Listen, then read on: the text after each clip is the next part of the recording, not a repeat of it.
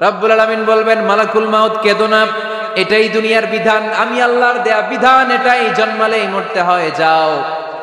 জান্নাত জাহান্নামের মাঝখানে একটা জায়গা আছে, জায়গাটার নাম হলো আরাফ। এই আরাফের মধ্যেখানে যে দাঁড়াও, ওখানে যে মালাকুল মাউত কাঁপতে থাকবে। মালাকুল মাউত বলবে, আল্লাহ, সৃষ্টি শুরুতে যদি জানতাম সবাইকে মৃত্যুদান করার পরে, রূহ কবজ করার পরে আমাকেও মরতে হবে, তাহলে এই কঠিন দায়িত্বের ব্যাপারে আপনার কাছে ক্ষমা চাইতাম।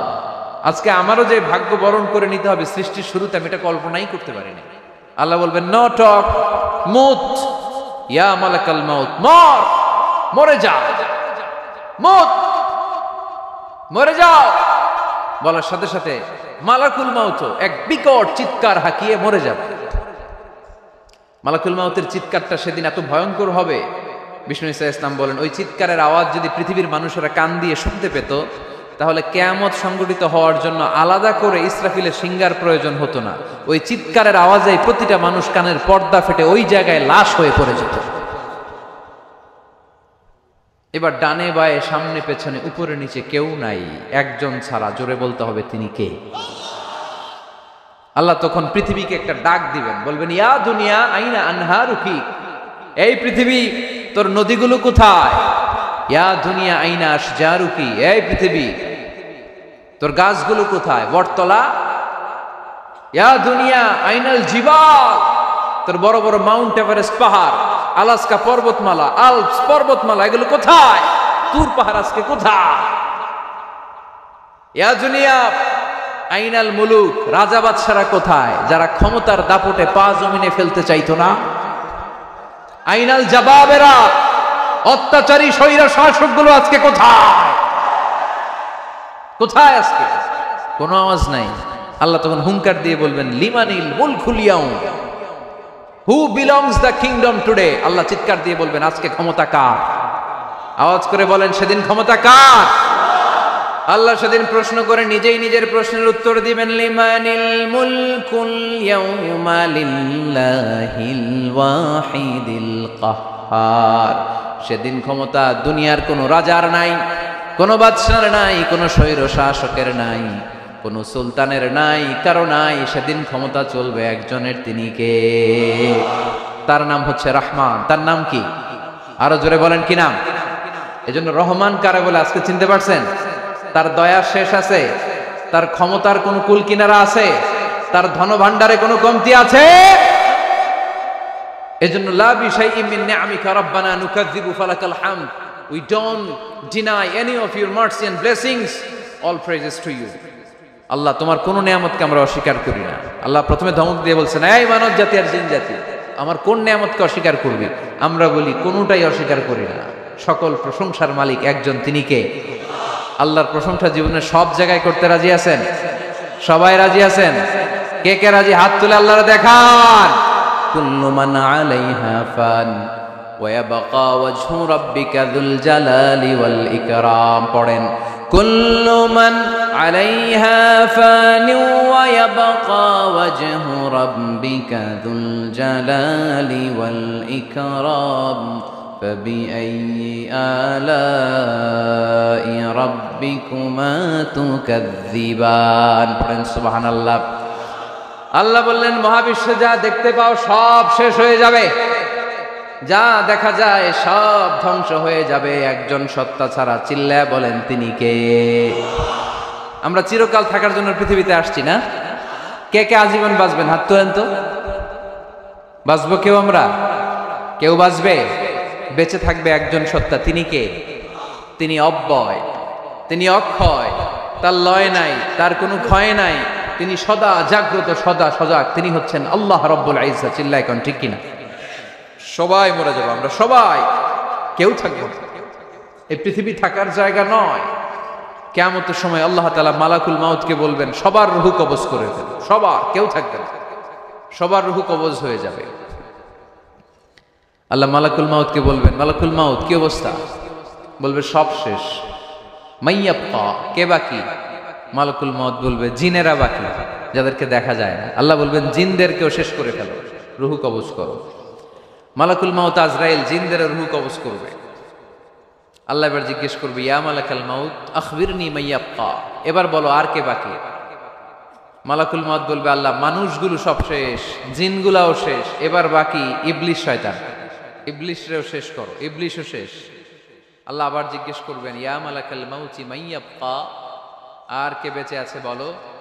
মালাকুল মাউত বলবে, আল্লাহ আপনার কথা অনুযায়ী পৃথিবীর সব মানুষের রূহ কবজ করলাম, সব জিনদের রূহ কবজ করলাম, ইবলিসের রূহ কবজ করলাম, এখন আছে শুধু ফেরেশতারা। আছে কারা? যাও ফেরেশতাদের রূহ কবজ করো, ফেরেশতাদের রূহ কবজ হয়ে যাবে। এবার আল্লাহ জিজ্ঞেস করবেন, ইয়া মালাকাল মাউত আখবিরনি মাইয়াবকা। মালাকুল মাউত বলবে, আল্লাহ আপনার কথা মতো ধরে ধরে সব শেষ, ফেরেশতাও শেষ, 4 জন ছাড়া। কয়জন ছাড়া? জোরে বলেন, কয়জন ছাড়া? ইসরাফিল, জিব্রাইল, মিকাইল, আজরাইল। আল্লাহ এই 4 জন আমরা বাকি। আল্লাহ বলবে, যাও ইযহাব ইনতালিক ইলা জিবরিল ওয়াকবাদ রূহা, জিব্রাইলের রূহ কবজ করো। ইযহাব ইলা ইসরাফিল ওয়াকবাদ রূহা, ইসরাফিলের রূহ কবজ করো। ইযহাব ইলা মিকাইল ওয়াকবাদ রূহা, রূহ কবজ করো। ওই 3 ফেরেশতাও শেষ। এবার আল্লাহ তাআলা জিজ্ঞেস করবেন, ইয়া মালাকাল মাউত আখবিরনি মাইয়াবকা, হে মালাকুল মাউত আর কে বাকি আছে বল। মালাকুল মাউত বলবে, আল্লাহ আপনার কথা মতো মানুষগুলো শেষ, জিনগুলো শেষ, ইবলিস শেষ, আমার বাকি 3 ভাই ইসরাফিল, মিকাইল, জিব্রাইলও শেষ, শুধু আমি, শুধু আমি। আল্লাহ বলবেন, কেউ নাই? মালাকুল মাউত বলবে, না আল্লাহ কেউ নাই। এবার আল্লাহ তাআলা বলবেন, মালাকুল মাউত তুমি তো সবাইরে মারছো, এবার তুমি মরো। এজন্য আল্লাহ কোরআনে বললেন, ওয়ামিন আয়াতিহি খালকুস সামাওয়াতি ওয়াল আরদি ওয়াখতিলাফু আলসিনাতিকুম ওয়া আলওয়ানিকুম ইন্না ফি যালিকা লাআয়াতিন লিল আলিমিন। নিশ্চয়ই আল্লাহ তাআলার অসাধারণ সৃষ্টিশৈলীর মধ্যে একটা সৃষ্টিশৈলী হলো আকাশ জমিন সৃষ্টি, আর একটা সৃষ্টিশৈলী হলো ভাষার ভিন্নতা, 3 নাম্বার সৃষ্টিশৈলী হলো গায়ের রঙের ভিন্নতা। সুবহানাল্লাহ। আমরা এখানে যদি 1 লক্ষ লোক হই, আমাদের একজনের গায়ের চামড়ার কালারের সাথে আরেকজনের মিল আছে? আমারটা একরকম, ওনারটা আরেক রকম, হুজুরেরটা আরেক রকম, হুজুরেরটা আরেক রকম, এই ছোট বাচ্চাটা আরেক রকম। একজনের স্কিনের রঙের সাথে আরেকজনের স্কিনের রঙের মিল নেই, একজনের চেহারার সাথে আরেকজনের চেহারার মিল নাই। এতগুলো ডিজাইন আল্লাহ পাইলো কই? সুবহানাল্লাহ কইতে মনে চায় না?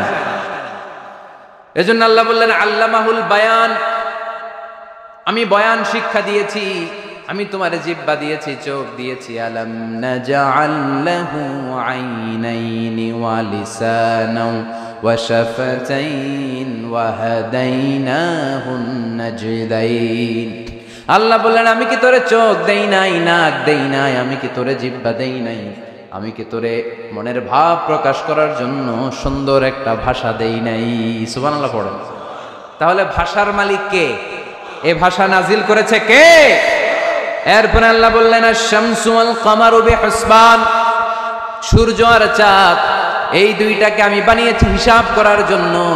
এগুলা নিজ নিজ হিসাবে চলে, কেউ কারো গায়ে ধাক্কা লাগে না। জীবনে কোনোদিন শুনেছেন নাকি চন্দ্রের সাথে সূর্যের ধাক্কা? চন্দ্রের সাথে সূর্যের ধাক্কা লাগে 15 জন নিহত, শুনছেন কোনোদিন?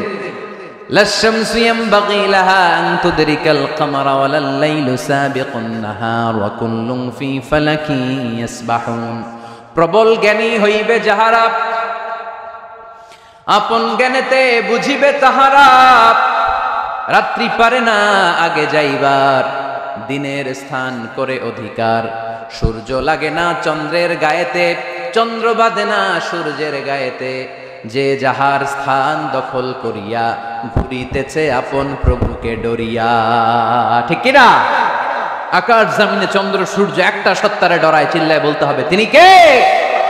আবার আল্লাহ বললেন, وَجَعَلَ الْقَمَرَ فِيهِنَّ نُورًا وَجَعَلَ الشَّمْسَ سِرَاجًا। রব্বুল আলামিন চাঁদকে বানিয়েছেন দ্যুতি স্বরূপ, সূর্যকে বানিয়েছেন জ্যোতি স্বরূপ। চাঁদের আলোর মধ্যে তেজ নাই, আছে, কিন্তু সূর্যের আলোতে তেজ আছে না নাই? চাঁদকে আল্লাহ অনেকটা বানিয়েছেন ডিম লাইটের মতো। কি লাইট? ময়মনসিংহে নাই না? ডিম লাইটে খুব গরম লাগে না? কোনো গরম লাগে? বরং আরাম লাগে, তাই না? কি সুন্দর ডিম লাইট, তো চাঁদ হচ্ছে ডিম লাইট। ডিম লাইট মিটি মিটি জলে, এটা আকাশে টাঙিয়ে দেওয়া প্রাকৃতিক ক্যালেন্ডার, তাই না? কারণ এই ক্যালেন্ডার দেখে দেখে যেমনি আমরা কাজ করি, তেমনি চাঁদ দেখে